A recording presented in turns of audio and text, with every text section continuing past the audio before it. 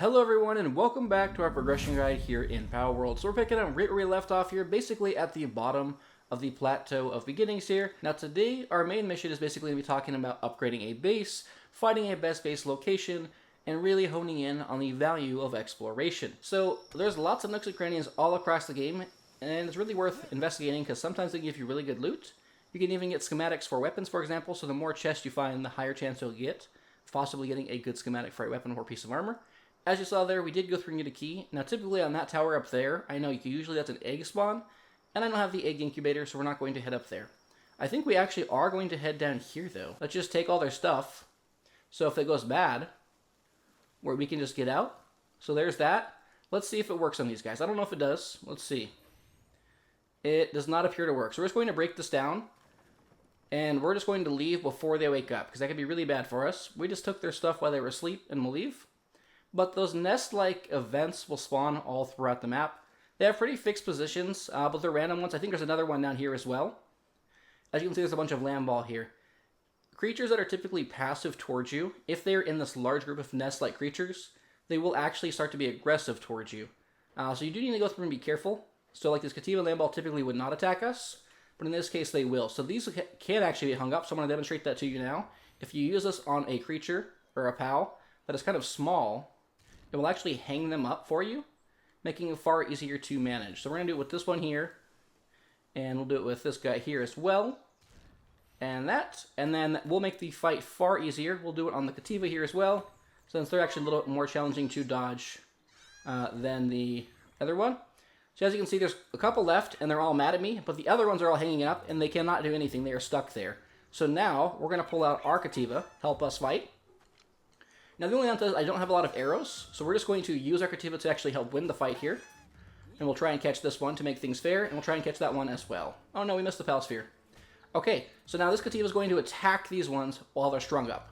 We easily could go through and try and capture all of them, but there's so many of them, I'm honestly just going to let him do work on those ones, and I'll try and capture the ones over here. So we're just going to use this here, and we'll throw a Pal Sphere on this guy. I think he beat up all of these ones, and then we're going to go through and we'll capture this one. We'll just try and get as much experience as possible. He might hit this guy once. Oh, he totally missed. He totally failed me there. Alright, and then we'll get this last Pal Sphere here. And as you can see, what was going to be really challenging suddenly became far easier because we're able to go through and just string these guys up. It'll work on a lot of these smaller pals. Now we're going to go through and break these, and as you can see, we'll get back the materials for building those, and it was a really easy fight here. Now you will see creatures like this too. This is kind of more of just a unique interaction. Creatures like Nightwing will actually go through and demonstrate behaviors where they're eating dead pal corpses.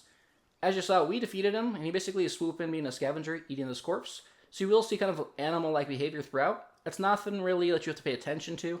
It's just kind of more a cool little detail. Now, I do see some berries down here. We got quite a few, so we're going to skip those. I want us to move over to kind of the base-like area that we're going to be headed to. Alright, so now while you are exploring, if you explore with your pal out, there's a few things to note. On controller, sorry PC players, I don't know the button. If you push in the right analog stick, you're going to get some options. You could feed your pal, which basically means you can manually do it, so there's a cool interaction like so.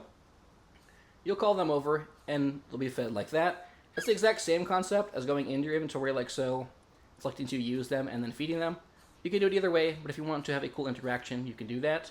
But the main reason you'd want to do this is, one, you can command your pal to attack aggressively, to focus on the exact same target that you have, or to simply just not attack. And then you do have the photo mode, which is what I was in when we first started the actual episode here. Now, it's important to know what mode your pal is in. So currently set to attack my target. So if I hit him, for example, he's now going to attack him. So we're going to go through and focus on the hoot crates. Are you going to attack him, buddy? What you going to do there? And he's actually kind of strong. Yeah, we'll just let him kill him. Oh, he still threw the ball. That's sad. Now I want to demonstrate to you what happens if we set them to aggressive. That is a level 9, so we're not going to deal with that. We'll go up here instead, because a level 9 would be bad news for us. We do have a Pangolin, and they are running away, so we'll go through and try and capture something a little bit higher up here. But basically, set them to aggressive, they will aggro onto anything and everything nearby, no matter what kind of pal. So I'm going to do that now, and as you can see, he's immediately going to attack this pal. This can be helpful if you want to go through and farm pals for like a bunch of ingredients. But if you do it and you have a bunch of pals in the area, you could very quickly get overwhelmed because your pal's going to literally hit anything and everything. So you definitely have to use it cautiously. I am all out of arrows. We're going to just try and capture them, and hopefully that works. I don't know if it will. We're up to E4, and we are in business. So now we're going to just walk over and try and smack this guy. And our Kativa should help us out. One more good whack, and he should be good. I'm going to dodge his attack here. And we should get one more Pal Sphere. Hopefully we get some more experience from this. Not sure if we'll catch it. At 88, we're good. Okay, so now the next thing, on the way to the base, we're going to run into... by the way, there was a fast travel point in here. Let's grab that as well, because again, this is going to give us more points. Like we talked in the last episode, you're going to get more technology points. And then this here is going to be a dungeon. Dungeons are basically areas that you will go through and teleport to. You can go through and fight creatures. They will have a randomized route. You'll find chests throughout it. You'll find random pals throughout it. Some pals that you would typically not find out here, you will find in the actual dungeons more commonly. And then there's going to be a boss, or kind of like an alpha pal at the end, where if you defeat them, they will drop kind of the same items that an alpha pal would. And they're going to be a bit stronger, and you can actually go through and kind of force these spawns. I'll explain that when we do the dungeon. And then once you defeat it, the dungeons will disappear, and then they'll come back at a later point in time.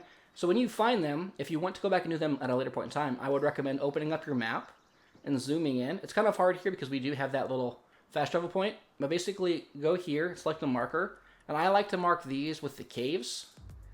And so I know if I want to come back to this later, that there's going to be a dungeon here. The dungeons sometimes show up, and once you complete it, you kind of have to cycle through more dungeons in order to make it reappear.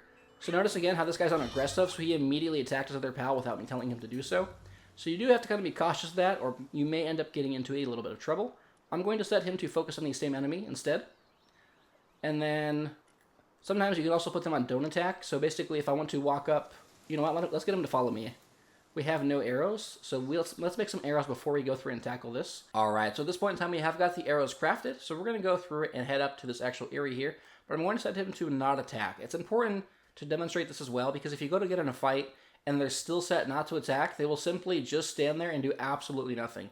Now, when aiming for enemies, like I mentioned in episode 1, they do have weak spots. So, for example, on enemy NPCs or humans, that's always going to be the head. So you're going to want to go through and make sure you land a headshot whenever possible, and focus on the ones that are going to be targeting you first to avoid any damage. Now, we can't actually see them because the trees are not allowing us to hit them here. But as you can see, those are headshot damage, and we have one more. As you can see, Kativa is just standing there, literally being useless, doing nothing, because I told it not to attack. So if you're going to be engaging in battle and you want them to fight, make sure you set it to at least focus on the same enemy, and then I'm going to go through and attack the same one that I do, or the last one that I attacked. So we're going to go through and land these headshots here. And when it comes to enemy NPCs, they are far harder to dodge than enemy pal attacks. These ones have pistols, so they are single fire shots. They're actually a lot easier to predict. But if they have a fast rate of fire weapon, they are far more challenging, so you definitely will want to utilize cover if you're dealing with something with a fast rate of fire. But as you see, we went through and took all these guys out, and we saved the day here. Now, when you find these enemy encampments, they will respawn. Every time you find one, if you are clearing it again, even if you repeat it later, they will have a pal locked up. If you release that pal, they will immediately be added to your collection or your inventory and count towards a new pal for you. So we just unlocked a really cool pal. That pal actually has a level 2 in the Kindling skill, which will be even better than Foxbox when it comes to cooking at our base. So that is huge. We'll definitely want to take advantage of that. And give us flame organs, which is a vital resource for upgrading our base, which we will need a little bit later on. It was actually a higher level pal as well, so basically what it's telling me, and the game just told me that it's going to scale down its level to actually meet our current level. Now, I actually want to head over here to the alpha boss, as this is where I want to go. But this here is the tower. This is the first major boss in the game. So we're going to be setting up a base here in this kind of general area to basically get prepared for this boss, so we have pretty easy access to it. Now, as you can see on the left-hand side, Kativa's trust just rose. The more you use a pal, the higher their trust is going to go through and get, basically just slightly increasing their stats. Lower levels will not be nearly as noticeable, but basically the more you use them, the higher that trust level is going to get. And there's an item that you can acquire a little bit later on that allow you to basically increase the level overall and even higher. So this here is where you want to set up. We actually can go through and try and capture these guys here as well. You could use one of these to actually farm the trees. So on passive pals like this, if you can't get them to sit still, I'd recommend you use the hanging trap. It's going to immobilize them, so I just place this down, and now he's stuck. He can't go anywhere. And if we want to do the same thing to this one, we can easily just place it in front of him, and he'll walk right into it like this, and now he's stuck. So now we can take our time going through and basically farming this one, and then go to the other one.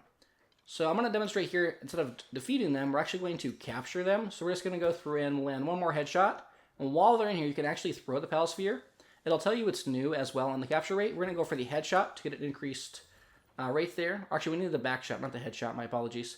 And when you capture them, it'll actually immediately go through and break the actual structure here. So if they are to pop out and you don't capture them on the first try, they will go through and typically either be aggressive or run from you. Now let's go through the same thing with this guy. That way we can go through and basically work on our experience. And we are pretty low on arrows. We will need to make some more. And that's probably more than enough. So we'll go for another capture here. This thing is going to break. Now when you do it this way, if you decide to try and capture them straight out of the net and they break, you do not get your resources back. So if you just want to basically go through and use those to keep them in place to deal enough damage, and then you want those resources back, I'd recommend you manually break it first and then go for the capture. That way you can go through and refund your resources. Now this here is when we're set up base. It's one of the better locations in the early game, as you're going to find these ore nodes here. And ore is going to be a huge kind of resource that gets in your way, a huge progression blocker if you don't have enough of it as you start to unlock things. Additionally, there is no way to actually get to this location for enemy pals or even raids minus this bridge. This is the main way that they can get over, making it far easier to go through and protect. So what we're going to do is we're going to go through first. Let's level up. So we do have some points here, and we'll put a point here into our, let's just go with our health stat. So that way we just can stay alive a little bit longer. And then we're going to go to our technology tree. Now we're going to go through and unlock the crusher. We're going to skip the poison. And then we do have Daydream's necklace if we want to use it. It might be worth investing into that. We'll go through and pull that out. And then everything else here, we're going to go through and skip on. So let's head on over to this area here. And we're going to build our pal box. We just need one little stone, which is going to be this stone right here. Now there is one downside to this area here. The major downside is that there is basically 0 nodes for stone on this side of the bridge. There's quite a few trees, there's lots of ore, there is no stone. So what you're going to want to do is we're going to have to farm stone over there and then bring it over here. So we're going to go through and place down the pal box first. And when you place down your pal box, when you're actually truly setting up a base, place it down, but don't build it. What I would recommend you do is you go through and go into photo mode.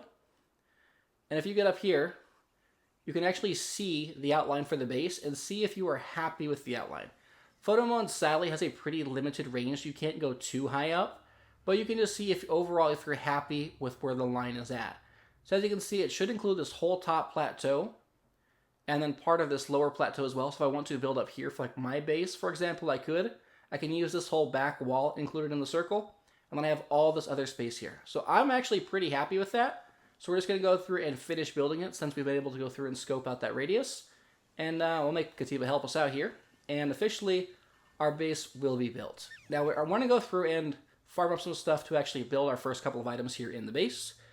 Now, in order to do that, what we're going to do is let's also go through and make a bed. Pals will need beds in order to be in your base or they're going to get stressed out. Now, all we need is wood, which is actually not too big of a deal. So what we're going to do is we're going to kill 2 birds with 1 stone. We can have 1 pal on our base here at our current level. And Lift Monk, the pal that we just captured, is actually great for lumbering. Now they do a lot of other tasks as well, but they're going to prioritize the lumbering skill here. And since there's nothing else on our base to do, they're going to go straight to chopping wood for us. As you can see, they're going to head over here. So now what I'm going to do is I'm going to figure out where I want to go through and place these different pal beds. And when it comes to, let's go to foundations. We actually don't have anything set up. So we're going to want to go through and actually unlock something to place down all these items. Let's go through and unlock the wooden structure set. And then the wooden chest here as well. Now the wooden chest, we're just going to basically go through and build it. We do need some more items for it as well. And then we're going to also place the wooden foundation. We have basically no materials. So we may want to go through and help out our Lift Monk. So while our Lift Monk farms actually the wood here, we're going to go back across over here and go through and focus on getting some stone. Now there should be, I believe there's 2 stone nodes just across the way. By the way, there is a pretty big egg just down below here that is almost always there. And we can go through and hatch that once we have an egg incubator. It'll actually be really close to our base, which is also super handy. Now the moment you cross this bridge, another great perk of this bridge here is that your very first alpha pal, Chillet, is going to be right here. We're not going to approach Chillet. I'm not quite ready to fight it yet. It is actually still a little bit higher than us in level. So all I want to do is gather some resources. So I'm actually not going to go too far out there. And I'm going to call Kativa back so we don't accidentally run into it, because I don't quite want to start that fight. Alright, so I actually just ran into an issue while I was farming this stone, and that my tools, or my pick, broke. So we're going to go through and build the repair station. It actually takes significantly longer to build than your standard actual just crafting station. As you can see, it took almost a minute to go through and build solo. So we're going to go through and build it with Kativa here. It takes about 15 seconds in total. And then once it is built, all you're going to do is anytime you have either your armor or your weapons break, and both can break, you're going to go into here and select the item like this, and then you can go through and just see the repair option. Okay, now I'm nearing weight capacity, but I did want to go through and demonstrate one more thing to you. If you are harvesting, let's say, stone or wood outside of your base, if you walk up and you want to get assistance, if your pal has the capability of performing that task, so Kativa, for example, can go through and mine. They can only mine up to level 1 items, which is going to be stone. They do not possess the ability to mine things like ore.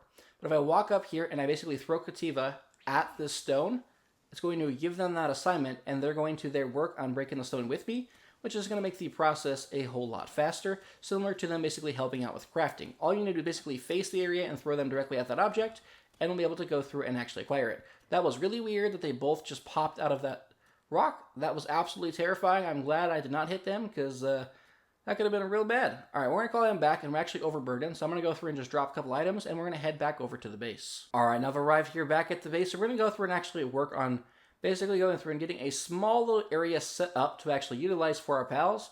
So we're going to go through and raise this as high as we can, maybe so it's just above everything else, and we'll place it maybe just like that. And then what we'll do is we're going to build continuously, so we can place one there, and then we'll place one more on this side, and one more on that side, and nothing should be sticking out. And then I should be able to crawl up here and do the exact same thing. We'll get all 6 of these placed down, which should be more than enough for the time being. I don't want anything excessive. And then we're going to go through and build our stairs. And now, you'll notice that stairs are kind of weird. They won't go down below the foundation. You also don't want to place them over the ore node on this side, as if you do, they'll stop respawning. So we're going to go through and place it here. If you see on the right-hand side under the building option, it says change building mode. If you hold it, it will actually lower these stairs to be below the foundation, letting you actually build them from the ground up. So we're going to build these here, and now we can easily get up to this area. So the very first thing we're going to prioritize, one, is a bed, as we don't want our pals to get stressed out. If they get stressed out, they're just going to stop working effectively. Now, same thing here. I talked about basically holding down the L2 button. Well, now you see this says change alignment mode. If you do this, it's going to snap, or it's going to be in alignment here. So if we want to go through and basically line this up, we can basically just do this and place it maybe here we'll place it here in the middle, I guess, for now. And if we want to build continuously, if we then go over here, it's going to keep it aligned with the previous one. And even better, if we face this direction a little farther, it will actually snap for us. So we can go through and place down 2 if we wanted to. We don't have the materials, but if we wanted to go through and do that, we could actually go through and basically snap items. Now, our Liftmonk's going to go through and help us. Our Kativa can also help us, because our Kativa is technically not a base worker. And then additionally, I can also help, which is going to really expedite the process. And at this point, our Liftmonk now has a bed, so they're going to be a whole lot happier. Now, the very next thing you need to do is you need to figure out what you should be prioritizing in that moment. So, for example, I told you in this area that stone is going to be the biggest resource you run into issues with or roadblocks with.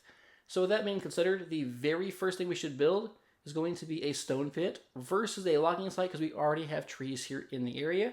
So all we're going to do is we're going to go looking around for the wood that Liftmonk chopped down, and we're going to see if he left here any on the ground. I believe there's quite a bit over here. So as you can see, because we didn't have a chest set up, basically all the wood just got dropped on the ground, and we've got more than enough now. So all we're going to do at this point, we can now build the stone pit, and we're going to go through and place down the stone pit. Now I need to figure out where I want to place this.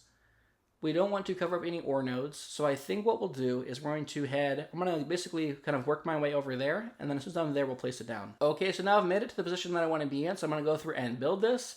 And this higher tier structure, as you can see, takes forever to build. A couple of minutes to be exact, and the Liftmonk helping out. And then I'm actually going to go through and help out as well.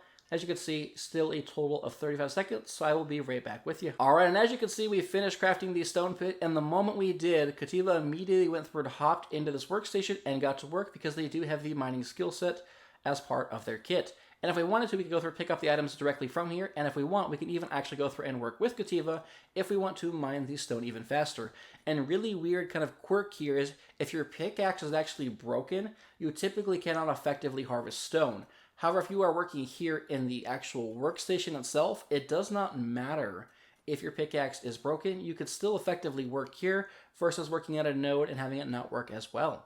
Now, with that being said, let's go through and look at the rest of the items. Now that we have this down, we're going to go through and head into base upgrades. And when you go through and look at the base upgrade, we basically just need to build a wooden chest to get the next upgrade.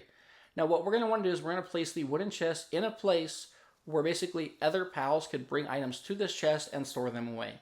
Usually the best places to place down your chest are going to be near the current workstations, so it minimizes any time from traveling back and forth to carrying the item. So for the time being, since this is the only workstation, and because I know I'm going to build a logging site here, which we'll place down right next to it, we're just going to build the chest right around here, and if I need to reposition it slightly later, I can go through and do that. So I'm going to help Kativa go through and craft this, and then any item that gets picked up is going to be stored in here. So if he picks up any of the stone, it'll get put in here, or if Lift Monk goes through and picks up any wood that they've broken down, it'll get stored in here. Now you will notice though, because it is nighttime, your base pals, if they are not dark pals or don't have the nocturnal skill set, will immediately go to sleep. But Kativa, because it's in my party and not an actual base pal, will constantly stay up throughout the entire night. Any of your party pals will not go to sleep at night if you are actively using them to go through and harvest. So you can definitely take advantage of that if you want them to work through the night. Otherwise, you're going to want to build a bed so that way you can go to sleep and you get your pals to work the very next day. Now we do have an upgrade available because we finished crafting the chest here. So we're going to go back in here and we're going to upgrade the base. And what this is going to allow us to do is we can now put a second pal here in our base to go through and help with even more tasks. Now I want us to build a primitive workbench, which we've been using all throughout our playthrough or our guide so far, and then a shoddy bed, which is going to be a bed here for the player. Alright, so let's go through and build the primitive workbench. Now I could go through and throw it over here, but I think I actually want a wall. And the reason I want a wall is you're actually going to need a ceiling in order to utilize your bed effectively.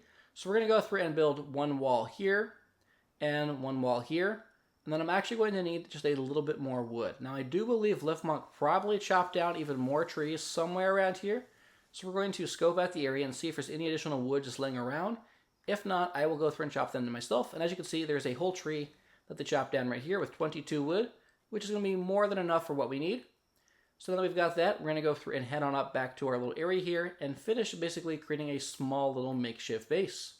So we're going to go through and select the wooden wall here as well. And we'll place this down here and here. And then we don't need anything fancy, but if we want to go through and we can just build a flat roof for the time being. Just place that there and there and there. And we can go through and put a piece like this. And then a piece, oopsies. We can break this down. And we now have ourselves kind of a covered little area here. Maybe we'll throw down one more of these so it doesn't look so weird. Oh. As you can see, these are actually aligned differently. So if you accidentally place them in the wrong alignment, you could go back through here and line it up, and then you'll see the rotate option. So you could rotate it, and if that doesn't work, you can just kind of change your camera angle, and it will place it correctly, and then you can go through and build it. So now that we have this in place, we need to go through and build ourselves a bed, which we need even more wood. So now let's go through and build our bed. Now something I want to talk about here with items is you could actually snap items to walls, or even pillars. So for example, we could kind of try to line this up, and if we want to rotate it slowly, we could go through and do that. But if we change the alignment mode, so in this case it's going to be R2, you can see it's going to snap to a wall. So let's say if we snap it here, and then I rotate it, it will do a full 90-degree rotation, and place it just like this here against the wall. But now, let's say if I wanted to place it in the middle, in order to do that, you'll need to go through and build yourself a pillar. So basically you place the pillar down here in the middle. We're going to build that first, and then we're going to go through and look for the infrastructure and the bed. So again, we're going to change rotation, and it will actually snap to the pillar for you, and then we can go through and build it. And then if we don't like the pillar there, we simply can just remove the pillar after the fact, and the bed will still be snapped to that position. So we're going to go through and help Kativa finish crafting this up, and now we will officially have a bed as well. And then I do believe that there was one more upgrade that we needed in order to hit the next level here. So let's just go through and scope this out. We needed one more thing, and I honestly cannot recall what it was. And it wants us to craft a primitive workbench. So we'll go through and actually throw that here just next to our base. We'll go through and line this up and snap this. Either you can snap it to the actual wall like I showed you, or you can snap it directly to the bed. In this case, we'll just place it here in the middle of the wall because it actually looks pretty good there. And then once we finish this up, we will then have an upgrade here to the next level of our base. It is daytime, so our Lift Monk woke up, so there's actually no reason to go through and sleep, because he's already going to get back to work. But we can go back in here and upgrade to the next level. Alright, now that we've gone through and upgraded our base to level 3, we can actually go through and almost create a kind of self-sustaining base here. So we've got the stone pit, because we know for sure we need stone, especially if you are going to be in this area. As I mentioned earlier, there's not going to be any stone in the immediate vicinity. You have to cross the bridge there, or go down into the chasms. Now we're also going to build a logging site, as there are trees on the outside, but that means pals are going to have to travel farther and down the hill, and then pathfinding back up is going to be a challenge. So we're just going to be building this here in kind of the same general area as the stone pit. We'll try and line it up the best that we can. I'm not too worried about it being perfect, and that looks pretty darn good. We'll go through and get our Kativa to help us out, and the Lift Monk, and then I will help them out, and I'll be right back with you guys as soon as this is finished up. Alright, and we are just about to finish it up, and there it is. Now we've got the wood place as well, and the stone pit, so Lift Monk will get to work here, and my Kativa will get to work here. But because we're level 3, we can actually go through and toss out some more pals. As you can see here, we have the option to go through and have a total of 3 pals working. But for every pal that's working, you're going to make sure you want to have a bed, and we're going to want to make sure that our pals can eat. That's going to be the next thing here. So we're going to want to go through it. If we look at the upgrades, it's going to even tell you build a feed box and build more beds here for the amount of pals that we currently have in the base. So a feed box is going to be located here under food, but we don't actually have one yet, so most likely we have not unlocked it. So we're going to head over to the technology tree and look for the feed box. It's probably somewhere up here. Let's take a quick look here, and here it is. Just need a little bit of wood to be able to craft that, and while we're in here, let's take a quick peek at everything else. We'll grab the hot springs here, and then we will leave everything else alone.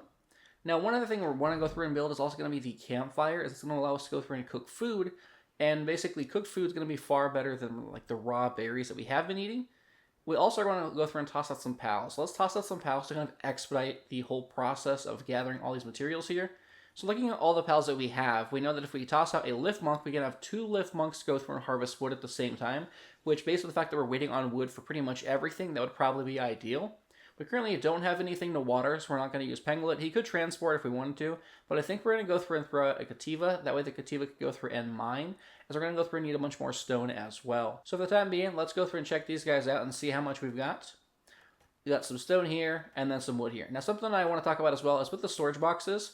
I did put some stuff in here, but when you go to assign stuff into a storage box, let's just say we want to put Paldium in here, and then we can go through and place some stone in there.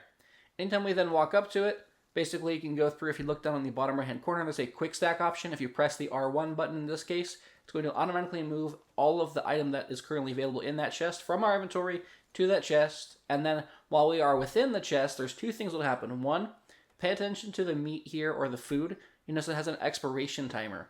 We're going to go through and hit quick stack, or sort, I'm sorry. We're going to go through and hit sort, which is R3 on the PlayStation, and watch the timers here for the food. You'll notice that the timers actually went through and reset. Every time you refresh, you can see I'm doing it now, I'm continuously doing it. Every time you refresh or resort your inventory, you will actually basically refresh the timers for those food. So that's a great way to go through, basically just make your food last a little bit longer. In the early game, when you don't have anything like a fridge to actually make it last longer, or a cool food box, this is going to be the best way, is just refreshing it here. Anytime you walk up into a storage section, you have the option to refresh or sort, so I would just make sure you do that so you're not losing any food, and you can make it last as long as possible. Now we can go through and grab this. Now we don't need to have this in inventory. We can actually work with everything remotely from a storage system, so as long as we are within the circle, as long as it's in this box or in my inventory, we can go through and craft some stuff. Now with that being said, we know for sure we're going to need a feed box, so let's go through and actually, you know what, let's put the beds down first so they don't get angry with us. We're going to go to infrastructure, and we can go through and build ourselves some straw beds. We should be able to throw one down right here, I do believe. Yes, we'll try and line it up with this one just like so. We will build that there. And then maybe we get a little bit closer right there. And then as you can see, the prompt in the top right saying they're going to be stressed is going to disappear, because they now have a bed to go through and rest at whenever they're done working. Now we are going to have to go through and build a feed box, otherwise they're going to get hungry here pretty quick. Alright, so at this point in time we actually have enough wood to go through and craft everything we need, so let's make the feed box here. And again, similar to the kind of chest area, we want the feed box to be as close to their workstation as possible so they don't have to travel very far when they want to take a break. So with that being said, we're actually just going to put it, we could snap it to here if we wanted to, I just don't want it to cause issues with placing things in the box. We'll try it and see if it gives us problems. Or maybe we'll pull it out just a little bit. We'll pull it out like right here. That way there's not too many issues. They're still pretty close to it. And then as soon as they grab that, they can go through and have access to it. Now we could go through and place down the berries in it, but these berries are only going to basically just fill up their hunger. We want it to actually help with their sanity, which they're going to slowly lose over time, because they're here just working, you know, doing our dirty tasks here. Now, in order to do that, we're going to have to go through and cook everything, which we're going to utilize the campfire for. And then there we are. So now as a player, you can cook the berries yourself if you want to. And you can also set it to allow transport by pals. So the pals can actually take the items from here and place them elsewhere. You notice on the bottom right hand corner, if I select that option, that means once the food's done cooking, they will then transport it to a storage location. If I don't have this enabled, when it's finished cooking, it will just sit here until I personally remove it and then go store it somewhere else. So I'm going to allow it to be stored here. And now to make sure this ends up in the food container, what I want to do is I'm actually going to go over to this box here. And on the box, there's going to be some chest settings with circle. I'm going to go in here and I'm going to look for food and I'm going to disable food. And I'm going to disable ingredients. Basically means they're never going to put food in here. So the only place that it's going to go is in here. And we can test this out here by basically making sure we get this food cooked. So let's go back here and we can now upgrade to level 4. We're going to go through and accept that upgrade. And with that, we are now going to place down our very first fire pal. And this is going to be Arsox, who has a level 2 in Kindling. But it's actually, to give you perspective, I want to show you here. So Foxbox has level 1 in Kindling, and their only job is this. So they're going to run over here, and if you watch them cook this, it takes them, let's start over here, 1, 2, 3, 4, 5, 6, 7, 8, roughly 10 seconds to cook one berry. Pretty darn slow. Now we're going to remove this guy. That 10 seconds may have just been completely not accurate, but as you can tell, it was pretty slow. Now we're going to toss our level 2 in here and watch how much faster he goes through and cooks it. As you can see, 1, 2, 3, 4, maybe half the time. So having a higher level pal early on could definitely help you out with that. And if we really want to, we could actually go through and help cook the food, which would make it go even faster. But we're not going to do that because we want them to do it. Now what we want to see is he's transporting. So ideally, this Kativa should be taking it now from this area here. Now they will have to run all the way over, so maybe actually it would be smart to put the campfire over here next to kind of the food box, but he should be putting it only in the food box because I turned off the food option here. And if we look in here, sure enough, there's berries, which means whenever the pals get hungry, they will automatically eat from the food box. And in this case, they're going to eat the baked berries, which you can then see also goes through and restores 1 sanity. They're not perfect in any capacity, but they will at least help out in the early game, allowing them just to work a little bit longer. And we can also go through and cook up the steak here or the lamb ball mutton as soon as we are finished with the berries. Now, with that being said, we are currently manually having to collect the berries. So the very next best thing we would want to do is actually be able to build a berry plantation. So we then have to basically get 3 more pals, though. We'd want 1 pal for planting, 1 pal for harvesting, and 1 pal for watering, and then also a designated transport pal. So that's when our base slowly starts to come together and become more and more efficient.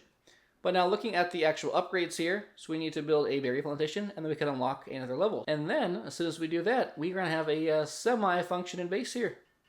We'll then be able to afford 2 more pals, so we'll go in here as well, and we can complete the upgrade. Now when it comes to the next couple levels, we need to build a pal gear workbench and build a statue of power. So if we go over to our actual items here, the statue of power, we actually have everything we need to go through and build this. So we can go through and just build this, and we'll throw it down maybe just here in the corner. This one will take a little bit longer to go through and build though. So while it does that, we then also know, yeah, they're working on that. We can head back over and pick up their baked berries that they dropped. They're slacking here. And then the pal gear workbench. So we're going to head over to production here, and we can see that we need paldium, wood, and cloth. Now we're going to basically have to go through and find more cloth from lamb balls, which I don't currently have any of. And then paldium, which we'll get from harvesting stone. And then the wood here, of course, our team is already harvesting. So I'm going to go back out and we'll gather some cloth here real quick, and then we can go through and get some paldium. Alright, now we've managed to get our last piece of paldium that we need to build this actual workstation here. And then just down here near where the chillet is, we do need to be kind of careful. There should be just a couple of lamb ball that we can go through and farm for some wool. If you can't find a lamb ball, then you can also go through and look for the cremis as well, as they're both going to go through and drop wool. So we're just going to use the bow. We don't actually need to capture them, but actually may not be a bad idea to fulfill the quest that we currently have. Let's try and do that. We'll try and see if we can get both. Worst case, though, we'll just capture them if we need be. So we'll go through and get this guy, and then we're going to go for this one here. That one died, which is totally okay. And then we'll go over to this guy. We're just trying to fulfill the 30 pal quest here. And we'll grab this. And then same thing, while we're doing this then, so while we're farming all these resources, we're also going through and gathering experience. And that should be good. We'll try and catch this guy on fire, see if we can get some extra damage here. And 100%. Okay, we've got everything that we came for, so we're going to head back over to the base. And then once we have this, we should be able to craft everything that we need to make the Pal Gear workstation.